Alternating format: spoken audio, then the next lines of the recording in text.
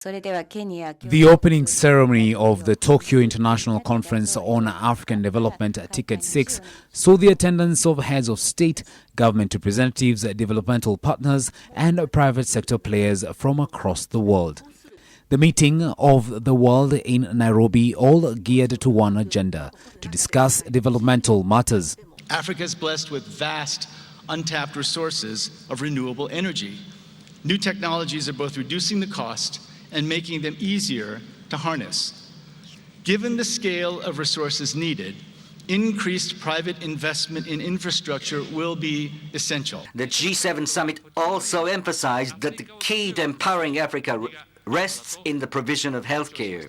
During the mid-morning function, Japan announced that it will invest 1 trillion shillings for infrastructural development in Africa. The funds are geared to supporting intra-Africa trade and connectivity. We've also sharply increased our collaboration with neighbors and allies, and to sustain this effort and destroy existing terrorist groups, this is going to demand even more effort in this direction. Even as Africa opens up to the world, an underlying threat exists, and that is security, one of which the Japanese government has pledged to assist by pushing for representation at the highest Security Council. I urge every one of us here to put in place commitments that are unswerving in creating the conditions for this dream to be achieved.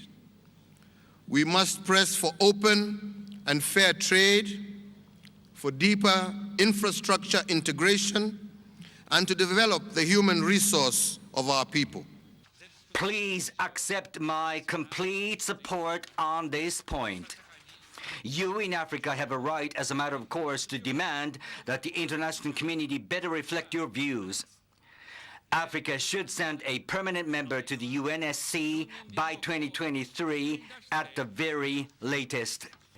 During the opening session, it also emerged that African countries need to pull together and implement the Africa We Want, which is a developmental roadmap set out by the African Union. This, according to the AU, will help spur intra-Africa trade and position Africa to trade with the world. This approach must also characterize our partnership, including TICAD, so that we focus on those priorities critical to the transformation of our continent. Laban Cliff Ontario, NTV.